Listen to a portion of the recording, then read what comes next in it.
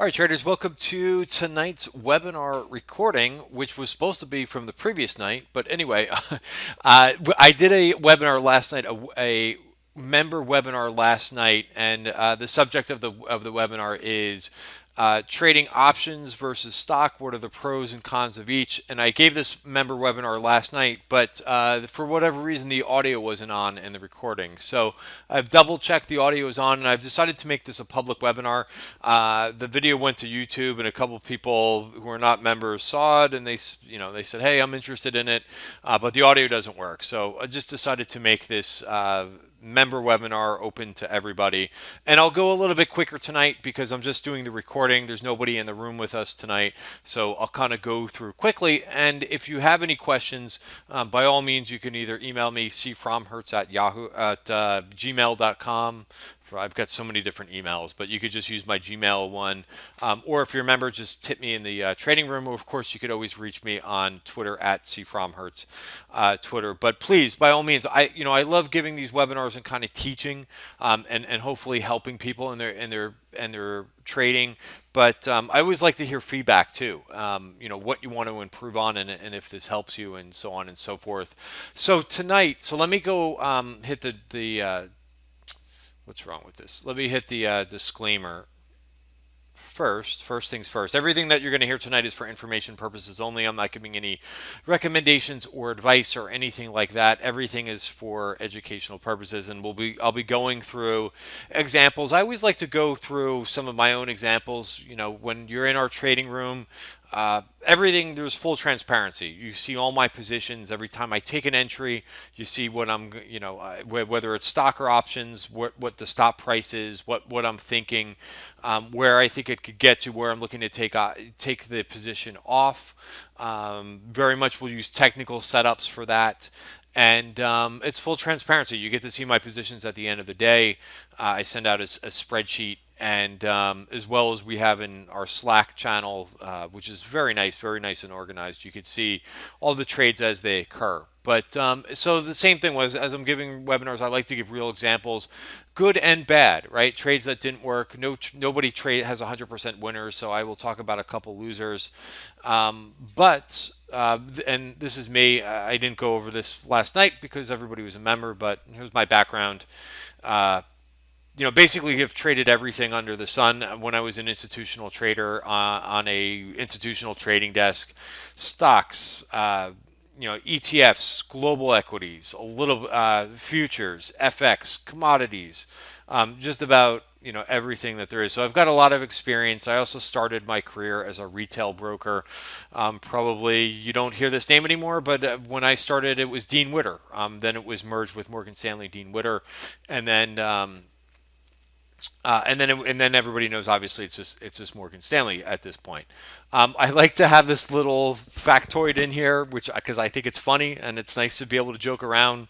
Fifth grade, president of the baseball trading club. It was really interesting. I was actually just talking to somebody about baseball cards a couple weeks ago, and there's a lot of similarities of like pouring through charts and doing your research.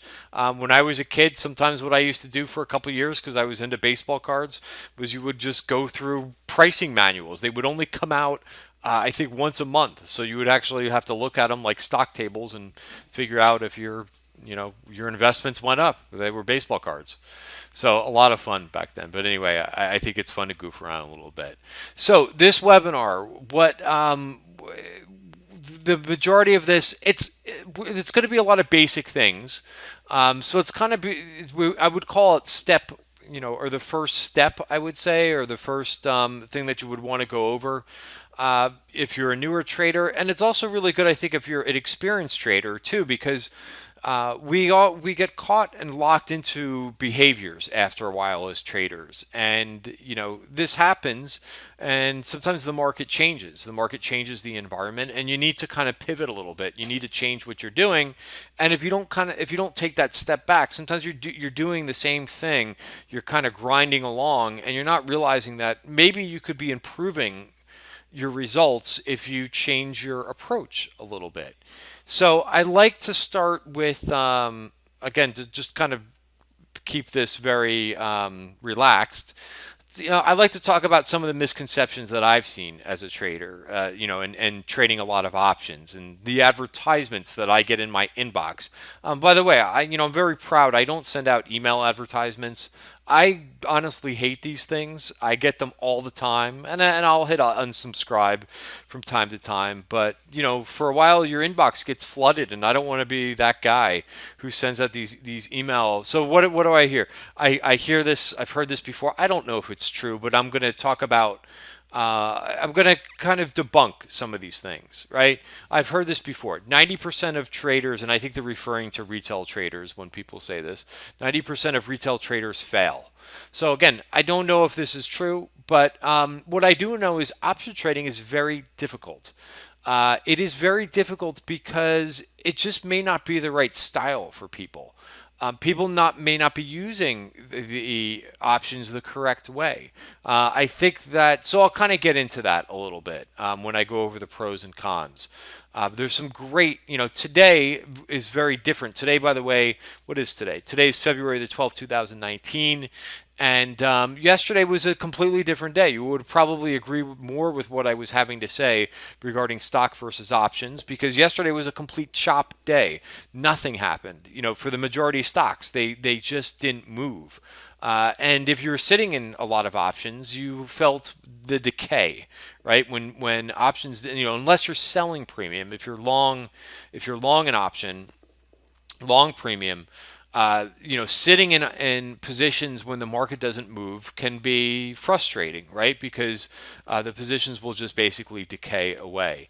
Today was different. Today was a range bound day. So if you held options, it was woohoo, and you were positioned long because there was basically a pretty full participation day.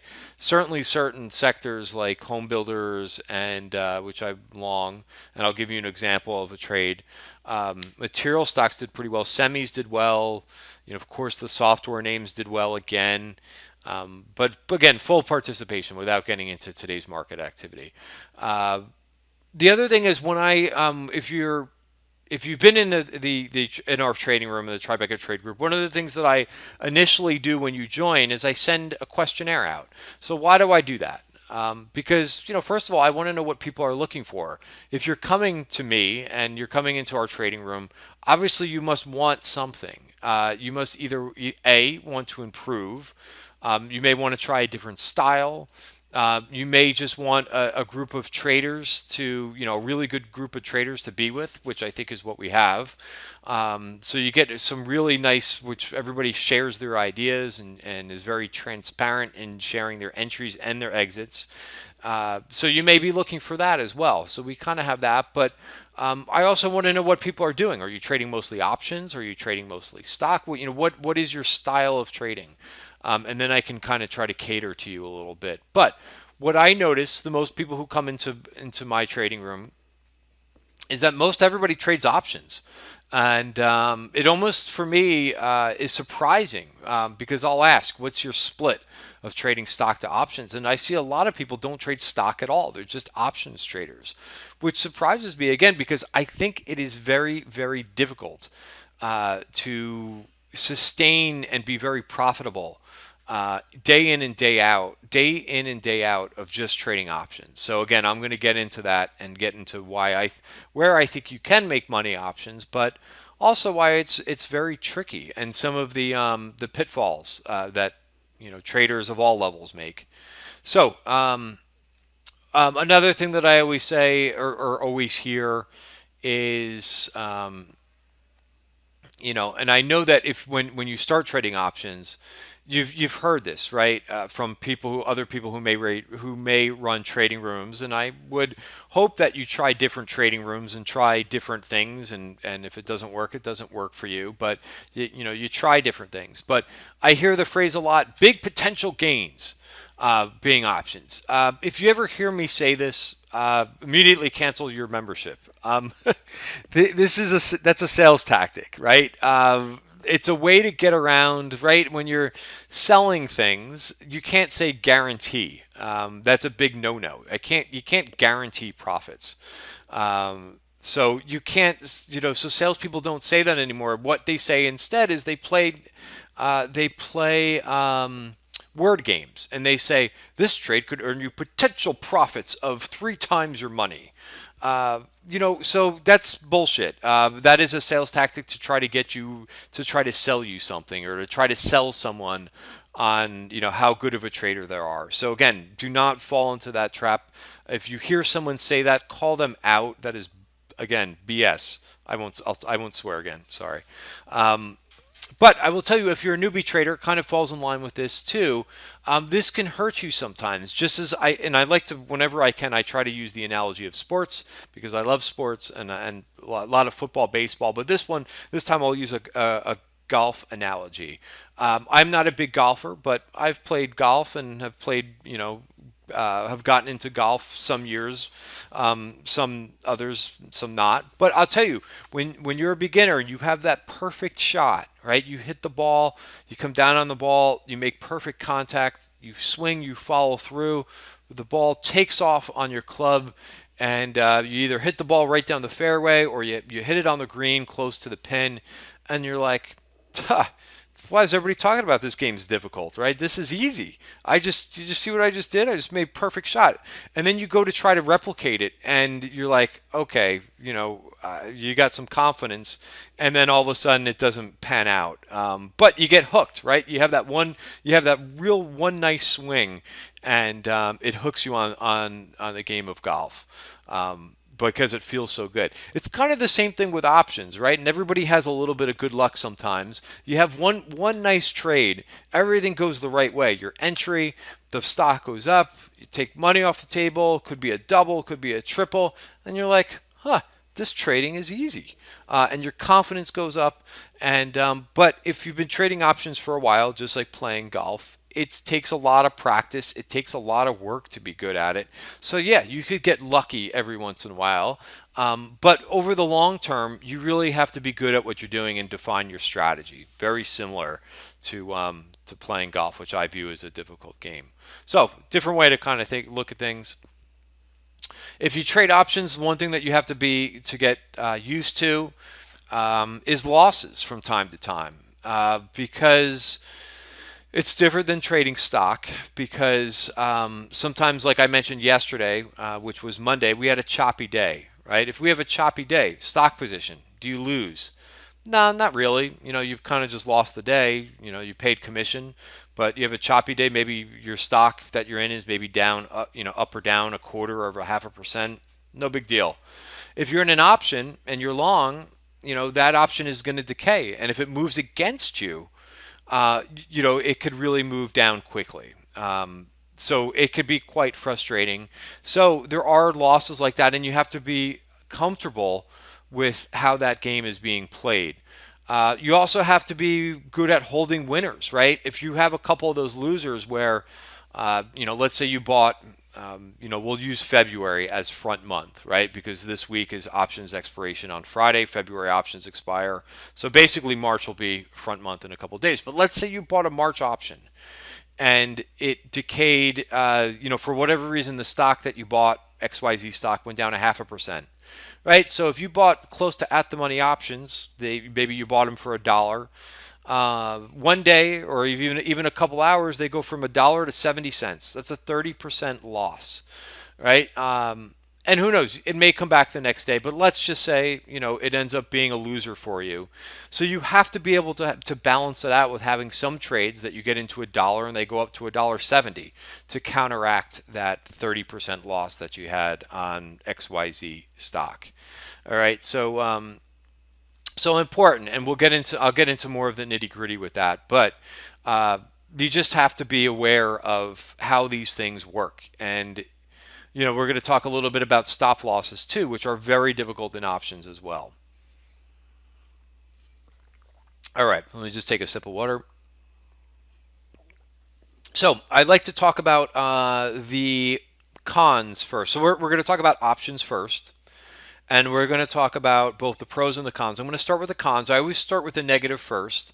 I like to quote Paul Tudor Jones a lot.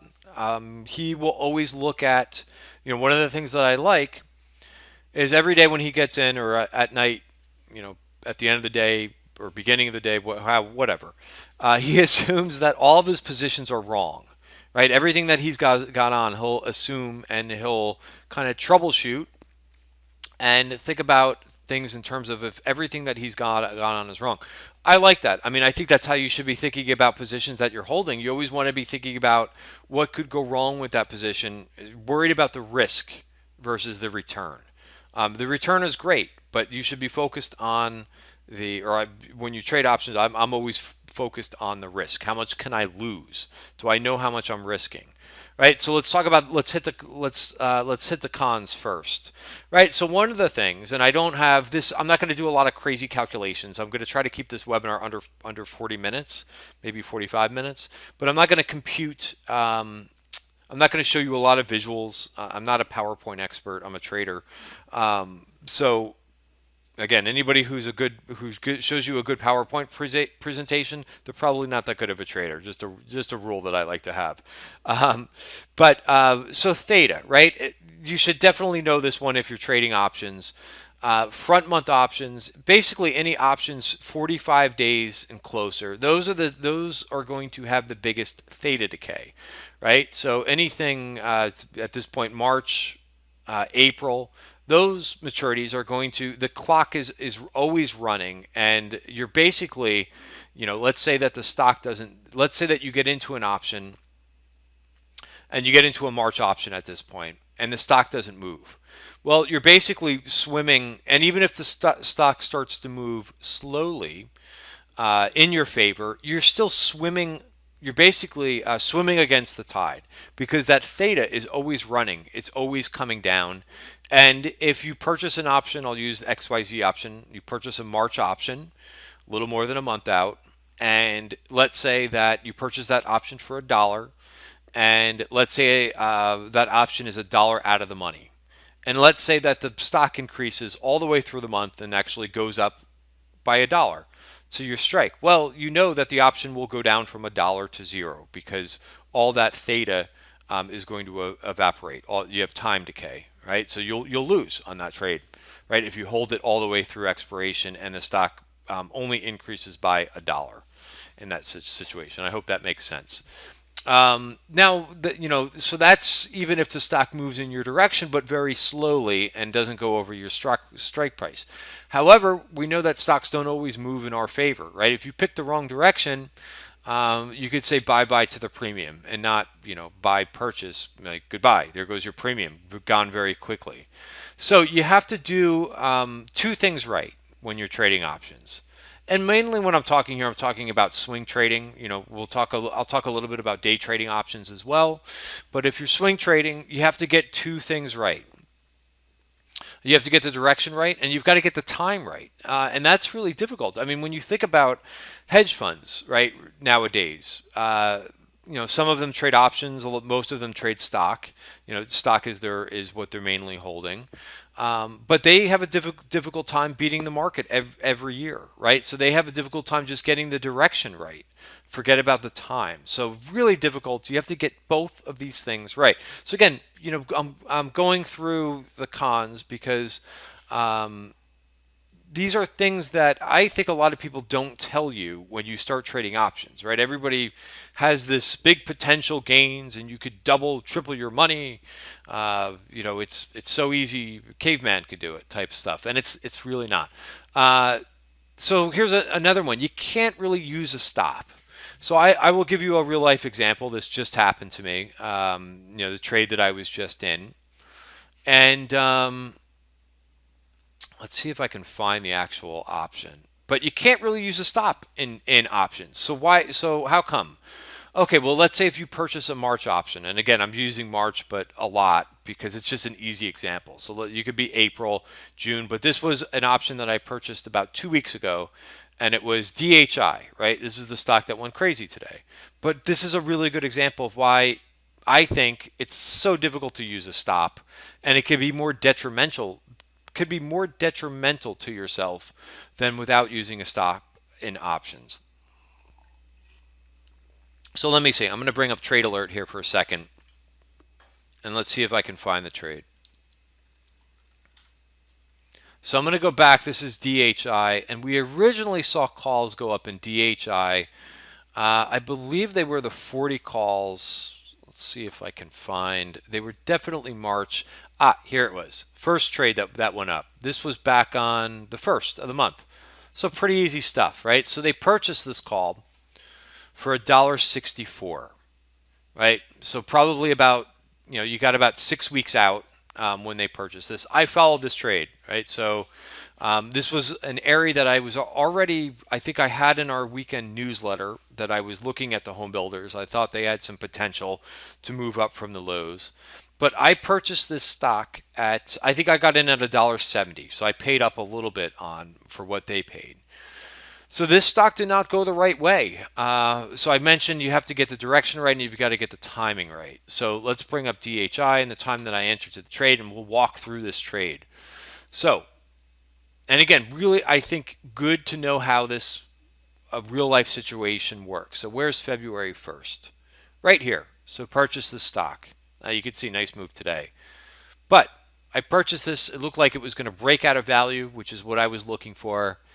And all of a sudden, it starts to go higher, and it stops. It does not get over 38.96, which is the breakout level that I was looking for, and the stock settles back down. Just in a couple hours, I purchased at $1.70, and the stock and the option marks down at the end of the day down to, I think, $1.25, $1.30, right? So you're looking at. So again, this is a swing trade, in a position that I wanted to be in maybe a couple weeks. And again, that's tough with a big theta decay, but I kind of knew what I was getting myself into. But $1.70 minus $1.25, so that's 45 cents divided by my purchase price, right? So I lost 25% of my money. And look at what the stock did on that day. Where did it go? Where's the first? Right here. Sorry. I'll zoom in a little bit closer so I don't lose it. But on a stock where, the stock was down maybe 0.5%, nothing. So if you would have bought the stock for, let's say, even if you top ticked it, $39, and it goes down to 38, that's really not the end of the world. It's a small percentage. So what is that? $1, divided by 39. So the difference, and this is good when we start to get into the difference between trading stock versus options, but if you would have just purchased the shares, you would have had a loss of, let's say from 39, let's say worst case scenario, down to 39 down to $38. You would have lost 2.5%, right, of your money. So 2.5, right? And I think that's right. 1 divided by 40. Let me just reset my calculator. Yeah, so the math works out. About 2.5% loss on the stock position. However, on the option position, you would have lost 25% of your capital in a couple hours, right? And then it got worse. Then, right, on Monday, because this was on Friday, I remember the day. On Monday, it went down even more. And then it went down to 98 cents, about 95 cents. I remember that the calls were marking, right? So that's 95 cents minus my purchase price. So that's it's about a 45% loss. Where stock basically just went down, you probably would have lost another 0.5%. So you probably would have lost maybe about 3% on your stock position. But on your option position, you lost 45%, just like that. In one day. One day from base, because I bought this position at the end of the day. So looking at the end of the day, so one full day, you lost 45%. All right, so what I did, because the stock was then oscillating back and forth, it would go up to like $1. I think on here it maybe hit like, $1.15. But again, never got back to my purchase price. So you would have had to sit with that. And where are you going to? So my question is, where are you going to stop yourself out? At a 50% loss? Let's say you did that. Or let's say you stopped yourself out at a 40% loss or 35, 20% loss. Really, on this little move, you're gonna stop yourself out to lose 25 or 30% of your money, and you're out of the trade. That's really, really difficult. And then what are you going to do? You're going to go back in. Now, granted, look at what happened today. The stock was up 7.5%. So what I did was I restructured my trade, and I admit I am human. I make mistakes. Probably for the time frame that I was looking to hold the stock, March options were not the best thing for me to get into to start off with. And I knew it about an hour after I got in. I said, why did I buy the March? I'm really looking longer term. So I actually went out to August. We actually saw more and more call activity after that initial day on the first, and I think they actually started buying on the day before. January 31st was, I think, the first day that I saw calls. So I actually went in the second time that we saw calls. So in the meantime, we've seen a lot of call activity. You could see all the order flow, just repetitive order flow. I decided to give myself more time, but just for the hell of it, if we look at, because I'm in August, and I took a lot of profits today on this, what, 7%, 7.5% move in DHI. But let's just see where the calls. So the calls, believe it or not, the March calls that I were in, the 39 calls went from my purchase price of $1.70 up to, they're marking at about $2.50. So imagine if you stopped yourself out this day because you were using a rule that said, basically a stock rule that says, oh, 25%, I'm out. You could lose 25% of your money, or for my original cost basis, if you held through to today and you got something really happy that happened today, that's about a 45% gain if you would have held and didn't do anything. So really depends on your style. But the point of the matter here is you can't really use stops because you'll miss. You'll miss out on when the stock does what you want it to do. If you're trading that type of front month, at least this example is for a front month option, or this, when I entered it, it wasn't a front month position. It was 6 weeks out. But still, I refer to you're going to hear me talk about short term options. Anything under 90 days is what I refer to as short term options. They're the ones that are really going to move and be so sensitive to price. So next, on the side of cons, I would say it's very difficult to manage a portfolio, right? Well, that's just one. DHI is one position, right? If you're trying to manage 6 or 7 of these things at the same time, that are moving, that are that sensitive to price.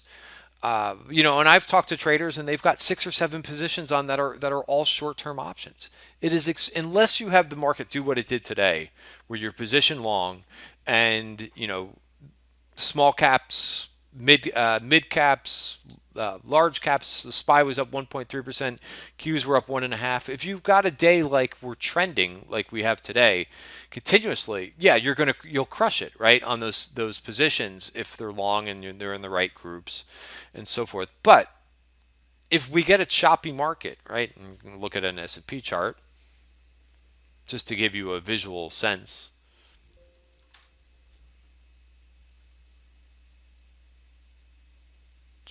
And I'll bring up the don't worry, I will bring up the DHI trade to give you when we talk about what time frame is for you. But right, I mean, we had this to kind of contend with. Forget about this, right? If you have a portfolio of short-term options and you get a move like this, your whole portfolio is gone. Unless you're really managing it well and hedging, shorting, so forth. But let's say you're positioned long through this. Good night. You can withstand this in a stock portfolio. Option portfolio with options less than 90 days, goodbye. Your premium gone, and you'll have a couple real days. But even chop is difficult. A week of chop and a short-term option portfolio, very difficult. Let alone this. So again, very, very different. All right, so that's the last bullet here. Okay, so all right, so that's the negatives. Now there's other things, but those are the main things that I find most challenging. I don't have every single thing down, and you could Google, you could read a book, about the pros and cons of this. But this is a quick webinar, and again, I'm available for more in-depth conversation on this. So pros, right? This is the things that we like when we trade options, right? Leverage, right? You get leverage, you get huge leverage, where you could put much less than what a stock costs, and you're going to get a big bang for your buck when the stock moves in your direction, and you get the timing right as well, right? When you get those two things right. Fast, yeah. So you get that fast and aggressive move. You could have a home run, right? Like that DHI was basically, a huge winner for me today because of that. Both a fast and aggressive move, as well as we traded EA earlier this week too.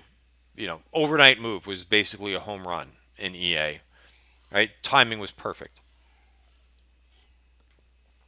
Other things, right? When you purchase a little bit out of the money options and they go to the money or they actually get in the money, you've got that move and from the try to think of the right term, but as options get closer to the money, you get an extra kicker because the delta is also moving as well, right? So you get that a gamma move. Right, and I think I have Vega down here, but I think it's really the gamma move. You get that extra kicker of the delta moving on your options as well. So it's not just what you bought the delta for, but actually the delta move. So you get an extra kicker there. In terms of loss, there is limited loss, right? For let's say for an earnings event or for some type of a downgrade or some type of company specific. If you're owning stock, you could have a huge loss on your hands if you're just owning stock and it's unhedged. Versus if you're in an option, you could only lose your downside is capped to the premium that you pay. That's the most that you could lose. Stock you could lose unlimited all the way down to, well, it's not unlimited. That's bad. It's down to the price of zero, which is still, could be a hefty loss. So, and that could be your whole investment. Other advantages or pros, you could collar, so you could use a concentrated stock position, and you could basically lock in a range by selling a call, buying a put. If they call that a zero cost collar, where it doesn't cost anything if you're taking the premium that you collected by selling a covered call and then go ahead and buying a put. So you could do that. You could also sell premium against your outright call position. That could earn you that could increase your yields. You're going to cap your upside when you sell a call, but you know that you're picking up some yield by doing that. So this is a big one for me that I think is an issue, and I think why options are a good thing. Stocks don't split anymore, right? It's harder. It's cost a lot to get into, a name like Amazon, right? A name like Google.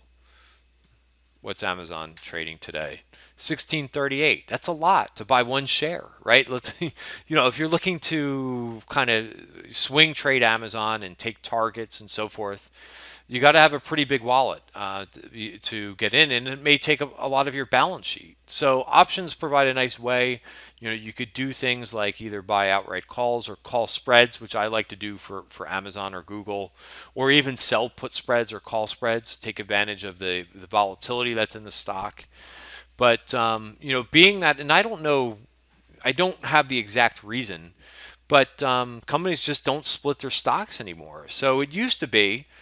I think it was a lot easier to be a stock trader because stock would get to 100, and then they would have like a 3-for-1 stock split. And remember, like when it was stock split, there's no economic change, right? So if you owned one share at 100 and a company announces a 3-for-1 stock split, or let's say that the stock was just for math purposes. Let's say the stock's trading at $99, and they announce a 3-for-1 stock split. If you had one share, now you get 3 shares, and they split the price down to 33. So you have the same exact investment, but you have different things. Now you have 3 shares at 33 versus 1 share at 100. But a $33 stock is a lot easier to kind of trade around. I think anyway. You could you could do more things, right? You could take, let's say you get into the stock at 33, you could take a profit target at 36, at 39, 42, and you could use less of a dollar investment rather than having to pay, to get into, 100 or 99. Sorry, losing my train of thought there for a second. But yeah, so options make it a lot easier to kind of get exposure to some of these names that just don't split anymore. And there's a lot of them, right? Salesforce, Workday, ServiceNow, talking application software names because they're always on my mind with this market. Spreads can minimize the costs and help set targets. I use these a lot because sometimes I want to use like a hybrid approach. So for example, what am I trading right now? Or what do I have? Adobe. Right. Speaking of a high price stock and enterprise and application stocks, right? I got into this once it got above the 200-day moving average. So I want to trade it like a stock.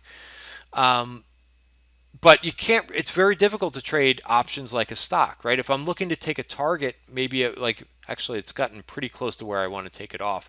Maybe up here is probably where I wanted to get rid of this thing at 268.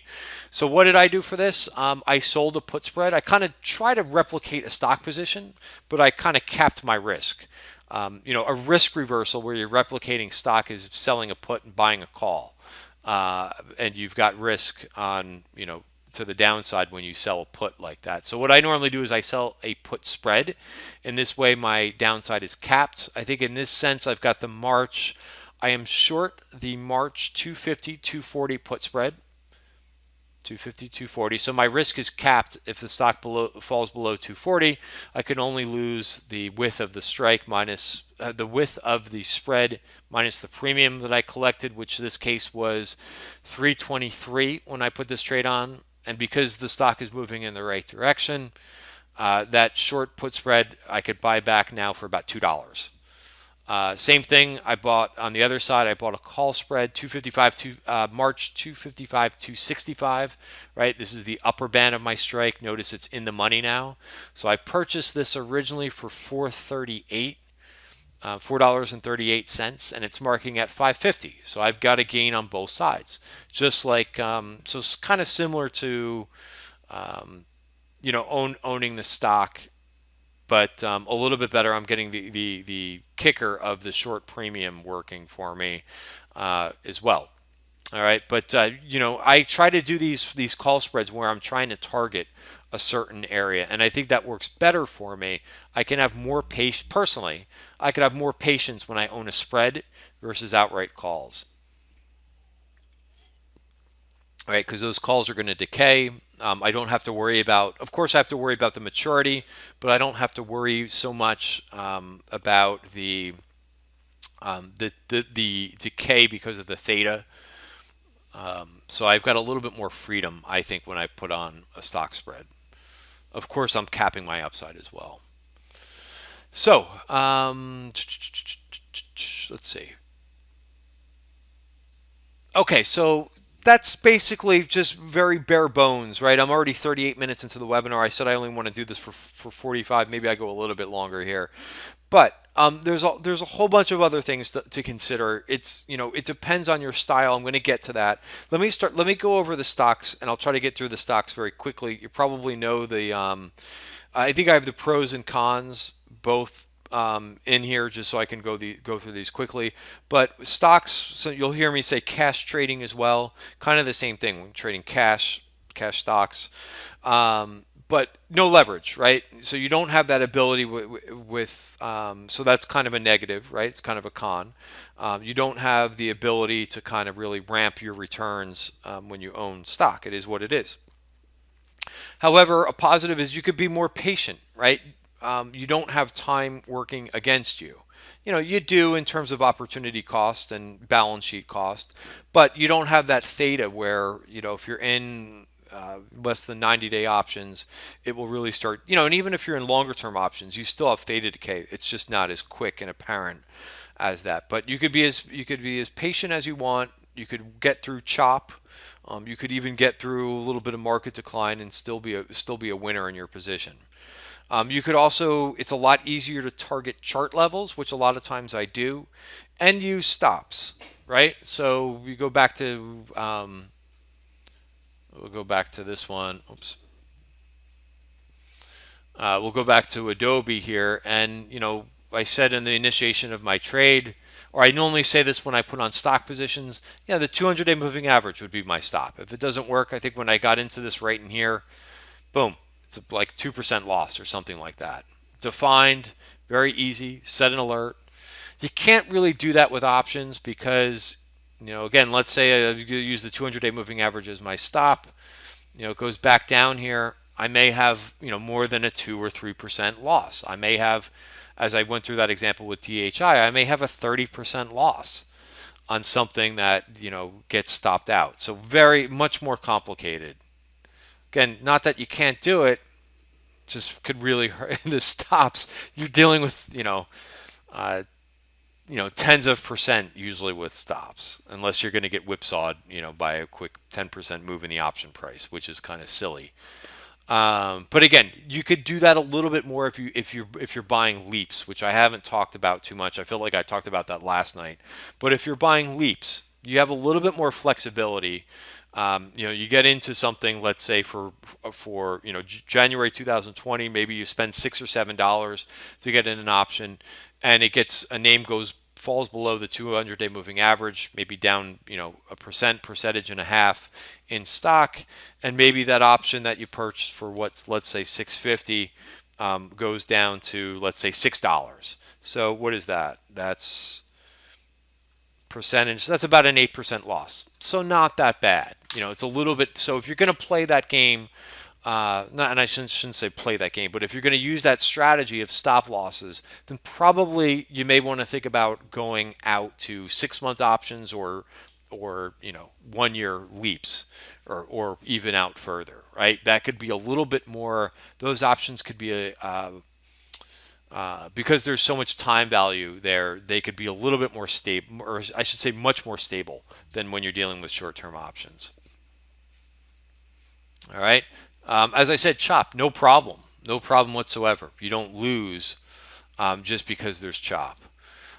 You can kind of, I have almost in here, but you could set it and forget it, right? A lot of times what I do, as soon as I put on a position, I put two limits. Two limits in place. One on the downside for my stop, not a hard stop, a soft stop, because I'm always afraid of like a flash crash. If you put a hard stop, something happens and stock, which we see from time to time, you get stopped out immediately. So all my stops are soft stops. I put an alert, and I have a noise go off, tells me the name, price. I need to make a decision there. And then I also set an upside alert too, place where I want to get out of the stock, right? So you could do that. It's very easy. You can't really be away from the screens, but you have your system in place. You don't have to be watching the screens all day long if you're organized and you set it up that way. The risk is, of course, that some kind of specific stock event happens and the stock moves down a lot. You could lose a decent chunk of change because, again, it could be more capital intensive when you buy a stock, especially a higher price stock versus the options. Next. And it, of course, can tie up capital. So I went through this pretty quickly. So now we get to which one, right? Which one do you choose, right? There's advantages to both. There's the pros and cons. I think, there's things that are beneficial on both sides, and it depends on the trade. It not only depends on your trade and your objectives and where the stock could go and the time it could take, but it depends on your psychology. That DHI position that I mentioned, right? It doesn't feel good to me and I get frustrated, no doubt about it, when I get into a position and 2 hours later it's down 40%. That doesn't make me feel good. In the context of everything, like the stock's higher now, of course, today, but that eats at me when you have a 40% loss. And if you're trading and your game is to make money, that's valuable to me. Money is valuable, and it should be when you're trading. But to lose 40%, You have to make sure that, of course, you're scaling. You're not risking too much capital if you're not okay with those types of moves. So you have to be comfortable with those market changes, which again are going to be much more dramatic, I think, for the most part, and outside of outliers. But if you're trading short-term options, you have to be okay with those swings. You have to have a little bit different mindset too than a stock trader. That situation again, I think it's a good example, so I keep bringing it up. But that DHI, if you had the mindset that at the beginning of the trade I was only going to put in, maybe a third of of my trading size, right? So let's say for simplistic purposes, let's say you wanted to invest $5,000, or you wanted to have $5,000 of exposure in DHI. Well, if you only purchased $1,000 the first time and had the mindset that if the stock does go against you, you could add more. So if you bought some at $1.70, like me or around there, you could buy more at $1.30 and buy even more at 90 cents. Now your cost basis is right around like $1.30, and now look at what in the stocks trading. The option is trading at 270. So that's again a lot different than trading stock, and they're completely different strategies, and you have to be comfortable with that in the beginning to say, okay, my $1,000 investment, because let's just finish the example out, and let's say that the stock went up, right? You didn't get the whole $5,000 in, but the stock went up and you made $500. Well, you still made really nice return on your money, but you didn't get your whole position in. But is it better than getting to that $5,000 amount and having an average cost basis of, let's say, $1.20, $1.30, right? So these are all things to kind of think about as you're trading options. Versus stock, you may say, okay, well, I'm going to put in, you know, 70% of my or 60% of my cash first off, and if it manages to come a little bit into my support, maybe you're going to add once to it. So again, just completely different feel to it. So yes, so are you going to add to a loser? Very important if you're trading short-term options. Because that could really change your outcome. Your intentions, expectations. I mentioned this. How long do you think the trade is going to last? You've got a lot more freedom with trading stock. You're bound by an options. Now, of course, you could do a whole bunch of things to manage, like I did with that DHI trade. I rolled out a loser and made it into an August trade, and it ended up working for me. So you're not stuck in, your feet aren't stuck in concrete. You can make these changes and kind of roll with the punches. But you have to make sure, and it's also, if you're in a position that you think you want to hold for a good couple weeks, couple months, what are you buying? March, April, May, or are you going out to January? Right? You probably want to go out. It doesn't always have to be January. It could be September or something like that. But you probably, if you're going to want to hold for 3 weeks, you probably don't want to purchase March options, right? Because you know that theta decay is moving against you the whole time, where the theta decay is the greatest. If you're a very fast trader, right, where you're day trading, I mentioned we'll talk a little bit about day trading just for a minute here because we're already 48 minutes into the webinar. I try to keep them short. I do. There's a lot to talk about. Uh, but options, if you're really good at day trading, options can be great for you, and it could be much better than trading stock because you're getting in and out of things so quickly, right? That you're comfortable with that, and you could really build returns quickly if you're good at day trading. Also, you could use them for overnight trading, right? You wait till the end of the day. You wait till you have like a full if you use candlestick trading, which I do. You wait till the candle is just about done, gives you a much better picture at the end of the day, and then you could say, "Hey, I'm going to put this position at the end of the day and take it off first thing." Right? So options can be great for that. Real nice use of options. And then swing could be anything from a couple days, couple weeks, couple months, whatever, a couple months probably a little bit long for that would be for a leap. But listen, I'm in EM options and I'm in January, and I knew that. I got into EM options I've probably been holding them for now 3 weeks or something like that. And I went into January 2020 options. And I remember somebody asked me, they're like, because I put January on it. They're like, January? That expires in a couple days. And I said, no, no, no, January 2020, because I knew that that's a long, I may want to hold that because I think there's a greater trend that I'm trying to play out. So again, expectations are different, intentions, expectations. You could also pick, this again is, I would say, maybe part one, but there's a whole different technique of buying in the money options versus out of the money options. Shorter, longer duration. I could spend an hour on that subject itself. Earnings plays great for options, right? Especially depending on how you use them. I never, we do know that the implied volatility is higher going into an event such as earnings. So I use call spreads. I may go long the call spread, uh, or I may sell premium. I could sell a call spread. Same thing on the put side if I want to play the downside. Really nice, easy way to do that. You know how much money you're risking. For a lot of times they're binary events for earnings, but you could really put in some nice risk to reward.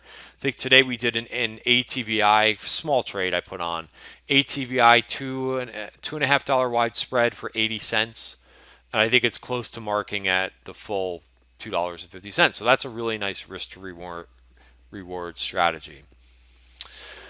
Okay, so let's talk a little bit about me. And again, I like to give you. We spent a lot of time on that DHI example. We talked a little bit about Adobe, but why I've changed to trading stock a little bit more and why it's worked for me really well. I think at this point I'm up about 30% year to date.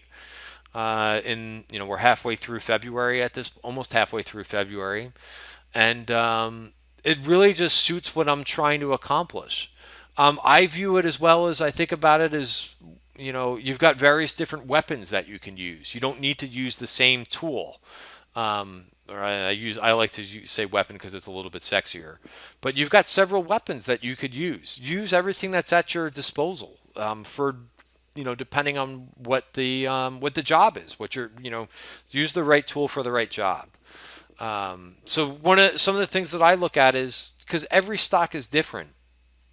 The implied volatility could be super high, in names like, I'll use Twilio because I reported after the close, but Twilio options, these are, they're very expensive. Of course they just the options are going to be even more funky because they had earnings today, but you're looking at March options, the implied volatility is 73%. These are not cheap options. Also the price of the stock, right? That may factor. I like to, and I think I'll kind of meld these two together. But definitely, if the stock's under $10, I don't mess with options. Why? Why complicate it, right? If it's especially like stocks around $5, you're going to buy 30-cent options on a stock. I don't know. Seems like you don't have to worry about the implied volatility, the market maker changing the implied volatility, which changes the price of your stock. Which will go into the price of your options. Sorry, it's been a long day. But you're taking all these variables out of the picture when you trade stock versus options. You don't have to worry about that maturity, that time decay. So I will try any time possible to trade stock versus options if it's lower priced stock. So sometimes under $30. A lot of times for when a stock's at $20, would much rather trade the stock versus the option, right? Because I can only lose the $20, of the price of the stock, but I'm taking out all those variables that are in that could deter you from being profitable in a position, such as the option market maker taking down the implied volatility and that time decay that you have in the option, which again is a no. These are things that we know. That in the first the 45 days leading up to expiration, that clock is running against you. You are swimming against the tide.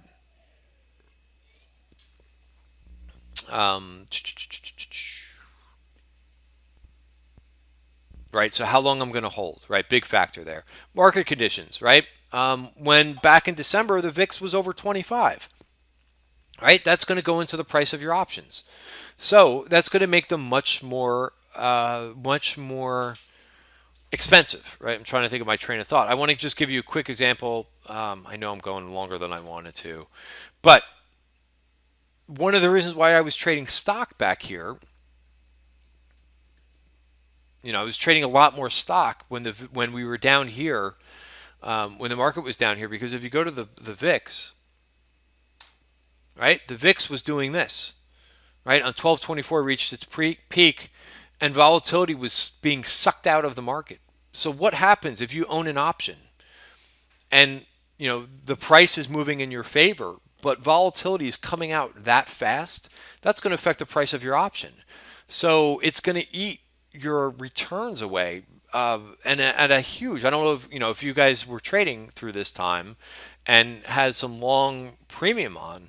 The if you held a couple days, if you were day trading, fine, you don't have to worry about that. But if you were holding a couple days, and the VIX went from a 30 to a 25, it's going to kill the price of your option. So you could be right in the direction, but in situations like that, when the VIX is over 25, right? So you're telling yourself, well, I want to get long the market, right? Because without getting into too many strategies here, but you think it was cheap here, and you think the market could have went up, so you get long an option. However, at the same time, volatility is coming out and ruining the price of your option, even as the market goes up.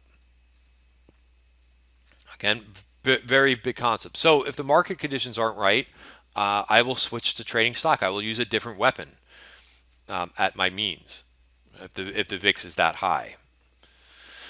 What else? I'm also using leaps. I talked about EM for swing trades for options. So that's one of the things. That's one of my best practices if I want to be in the stock. Again, you're getting so much leverage. I think people get bogged down. I think newer traders, especially who come into my room, everybody's all about front month options. And again, so difficult because again, the front month options are cheap, right? Let's say for, I don't know, EM, let's say you could buy March option at the money option, right? For 80 cents, 85 cents. You're like, that's all I have to spend. Right? And if you go out to September, you don't have to go out to January, but it's 250, right? So it costs more. But you have less wiggle room, right? What makes, let's say that you pick the wrong direction, or that the market moves against you, well, you could lose that 80 cents very quickly, right? But again, you're getting so much more leverage even if you go out to September, right? You don't have to touch that front month, even though it's fun to get into something for 80 cents and it goes up to $1.40 when it moves in your direction. But you have a lot more wiggle room with longer dated options. You could, if the market sells off, you have bad timing. Okay. Again, I'm doing a lot of for most of my day trades, I use options, overnight trades or quick trades that I have on. Things like Netflix, right? I also have a Netflix long call spread and short put spread working very, very nice for me, and I don't have to put in, it's not a big capital commitment versus buying Netflix outright. So nice trade there. Um, you know, I think I even have the example of Adobe and Netflix in here. Credit spreads, right? Of course, having capital, you have to be aware of the risk. If you're selling premium, again, I don't sell puts. That's not one of my strategies. Too risky, or sell. I don't sell calls. I will either sell if I want to sell premium, I'll sell a call spread or sell a put spread. $5 wide, $10 wide. This way, the most it could hurt me is that $5 or $10 minus the premium that I'm collecting. So again, going through this quickly so that I would hope that you know what a credit spread. If not, you can contact me. I'll walk you through it. But again, you always want to know like how many of these are you putting on? What's the worst that could happen, right? I've gotten hit before. I think back here, right? I had Amazon credit spreads on someplace in here, and it went through they went through the bottom strike. So that was a painful a painful trade for me because it went through the total puts the total amount of the width of the spread. All right. Well, you can hear I'm getting tired. So, what else? Did I think I covered all these, and I don't think I've got anything else for me. But I could tell you right now. So that's kind of a combination that I use for. So this is the train of thought that I go into every time I get into a position. Is how long I want to own it. What's the price of the stock? What's the implied volatility? Am I going to use a hard stop on a chart like the 200-day moving average value? So you'll see in my portfolio, I've got stock positions that I'm trading versus stops, and then I've got probably on right now 3 or 4 swing option positions and a couple stragglers out there. A couple, 1 or 2 lots of things like Netflix as well. But in terms of option positions where I've got 10 or 20 contracts on, those I'll just basically have a couple positions on. Why? Because it's a lot easier for me to manage. I am not comfortable personally with seeing an option go down 50% and losing half your capital. Right. So again, that's a different frame. That psychology, investor psychology, or appetite for risk, mine might be different than yours. All right. So I hope you got something out of this. It is an hour. Again, I always go later than usual. But please, this is what we do. Not, it's a lot easier for me to teach this after market hours, but, I try to help as much as possible as I'm putting on positions and we're going through, we're all about, getting people to be profitable and trying to help.